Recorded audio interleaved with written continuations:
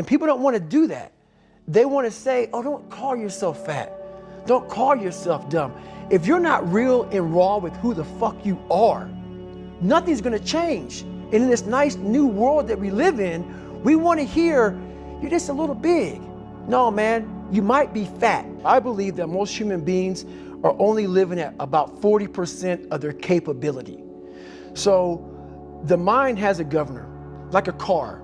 If you're driving a car and the car has a governor on it, the car may say 130 miles an hour, but the governor is set for 91.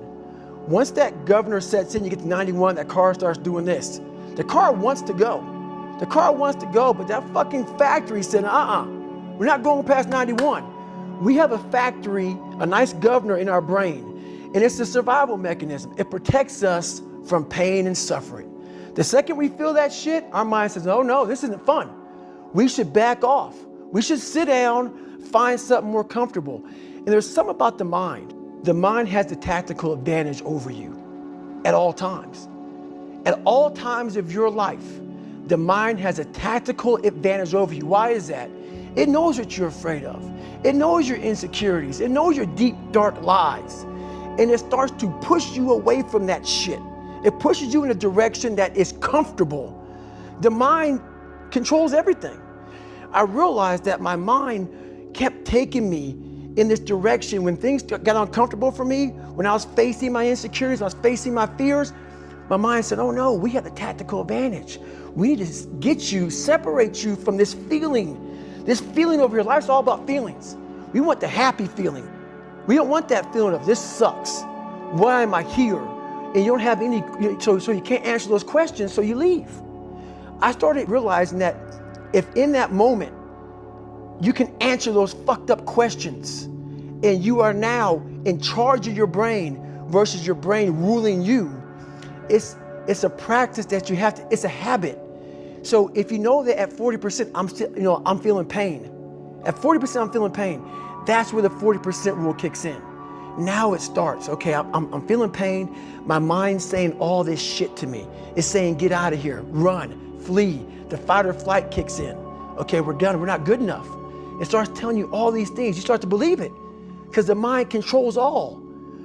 This is the time where you have to gain control back of your mind. It's okay, let me see if I can go 45%. And once you start giving yourself more and more hope and start realizing, okay, the mind starts to be, okay, what are you doing? We're supposed to be going right and you're going left. You start then controlling your mind. Start finding more in yourself, and then it goes from 40% to a lot further than that. But that's the start of it though. Get to the spot where your mind is saying stop. Wherever that is, you gotta get there first, and then that's when that shit starts to work for you. You gotta control yourself in that moment. A lot of people can live with themselves, look in the mirror and say, I'm okay with being afraid. I'm okay with going on this easy highway over here. The easy highway has all these fucking signs and shit, directions, how to get somewhere. And you have to first be uncomfortable with how you feel about yourself. With that voice that a lot of us like to run away from, we all have it. We all have that voice that say, hey man, you're kind of wimping out right now. You're kind of being a little punk right now. The real me is David Goggins. The real me is the guy looking at you right now saying, I don't want to fucking be on this show right now because I used to stutter as a kid. And I'm afraid of that. I'm afraid that here in a second, I'm gonna start fucking stammering and stuttering and the whole world's gonna know that I have all these issues. But that's when I see right now, okay, Goggins, you gotta go on this fucking show. That's Goggins.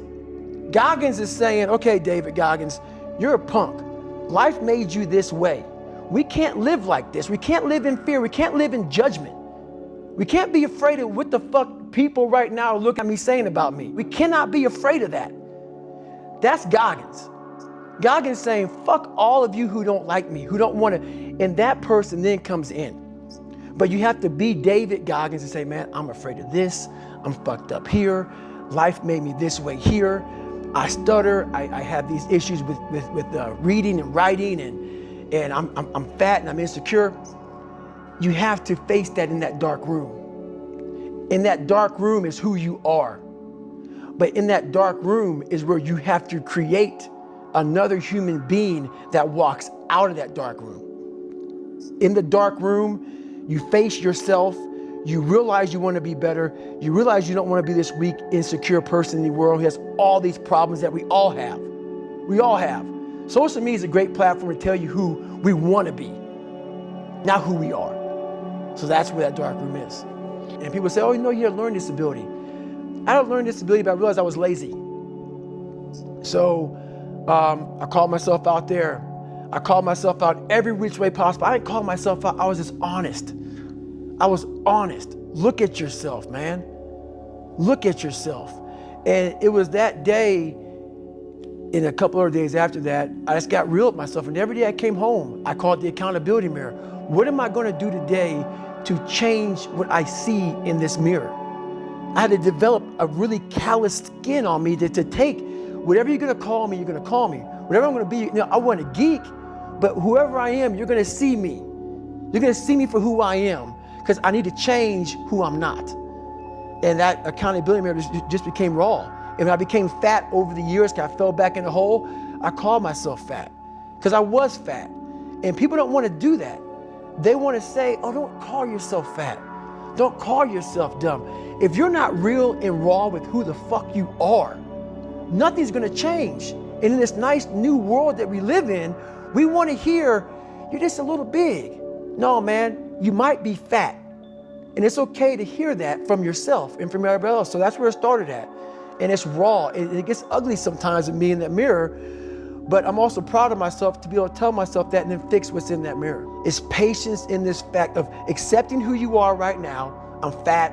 I don't like myself.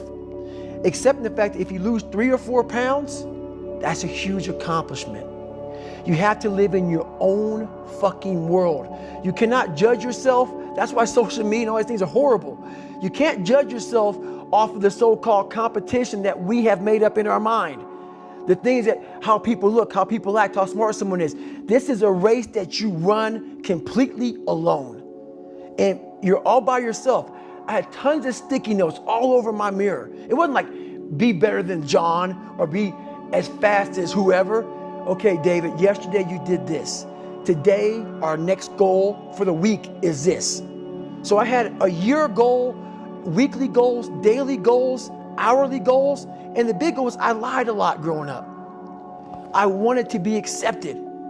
So I figured out these ways of total accountability. Like right now, I had to run this morning before I talked to you, because why?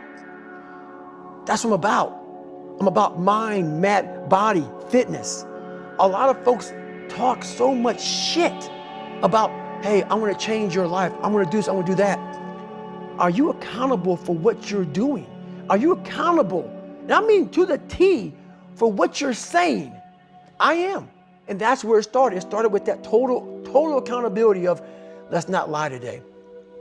Let's tell people the truth about who you are. And when you can get on and tell someone, like I'm doing right now, exactly how fucked up you are, that's the goal in life.